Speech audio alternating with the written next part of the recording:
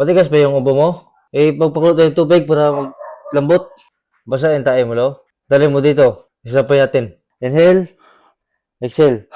Baho na hininga mo, lo. Ubo ka, lo. Alam mo na yung sakit mo, lo. Ano? Hindi, ubo. Abaw. Apo! Lolo, Apo! pakiramdam mo. Mukhang hindi ako makahinga, Apo. Lalayan kita, lolo. Oh, sikapin kita ngayon. Tumagay ka na naman. Amoy Yeah. tanduay ka, Apo. Nakainom lang ako sa kabila. Apo, Hmm. may kilala ka bang doktor? Oh, meron, lo. Tawagin ko. Hindi magdoga. Meron akong kilala, lolo. Doon ako nagpatingin dati. 3, 2, 1, go. Apo, may kilala ka bang doktor? Oh, lo. May doon ako nagpo-check up dati. Doon ako gumaling. Doon ako gumaling sa doktor ko na pina-check up ko dati. Ah, ganun ba? Oh, lo. Pwede mo bang tawagan at ako'y pupunta doon? Oh, sige, lo. Tawagan ko. Ito na siguro yung tinuturo ng apo ko na klinik. Ah, Dok, Wala. Grabe yung tama ni lolo. Patay na ata to.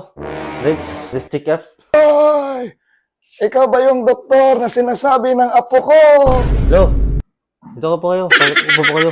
Ay, salamat. Ano ba bang... Sandali lang. Ikaw ba si Dok? Oh, ako si Doc Bombo.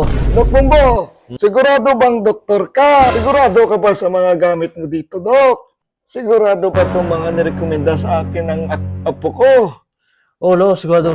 Effective itong mga gamot ko. Eh, mukhang mga gamit sa kusina itong mga gamit mo, Dok. O siya, Dok. Meron kasing akong karamdaman, Dok. Anong karamdaman mo?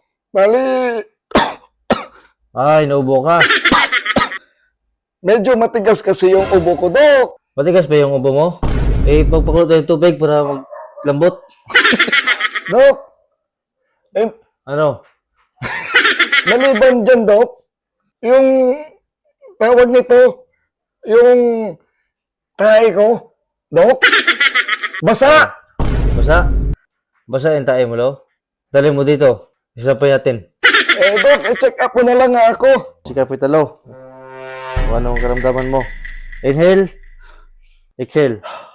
Inhale. Exhale. Baho na hininga mo, lo. Ubo ka, lo. Maluba ang sakit ng ubo mo, lo. Ubo ka, lo. Isa pa, lo. Ubo ka. Maluba yung sakit mong ubo. Alam mo na yung sakit mo, lo. Ano? Hindi, ubo. Ito yung dapat mong inumin. Ito yung gamot. Dok, mukhang nakakalasing to, Dok. Hindi ako uminom, Dok. Hindi ito nakakalasing. Ito ay dugos. Alam mo, Dok, masakit yung ulo ko, Dok. Kung sakit ang ulo mo, ito dapat ang gamot dyan. Dok, tama ba yung ginagawa mo, Dok? Tama yan. Parang yan na yung ginagawa sa bahay, Dok, eh. Usual na yan, Dok, eh. Dok, kung talagang legit itong mga gamit mo, sige nga, ituro mo sa akin kung para saan to. Ito, gamot para sa pag-abot ng ngipin.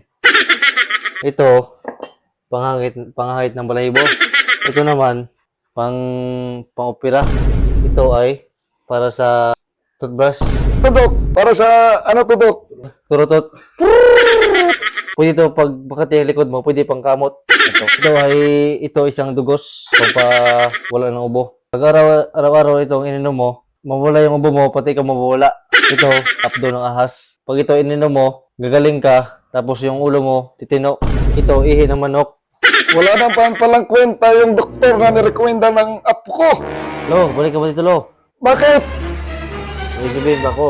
Shout out kay Konsihal Ronron Puod ng Tibgawan, Makato. Shout out kay GR Galay at Trudy Ulindon ng The Chosen. Shout out kay Glenn Villanueva. Shout out kay Boss Banban Maming. Shout out kay Jaspin Ascanio, taga Bacolod. Shout out kay Gus Kim Torres, Lablen Torres. Shout out kay Marijed Ado from Mambusaw. Shout out kay Regine Aron Lee from China. Shout out kay Donald Trump from US.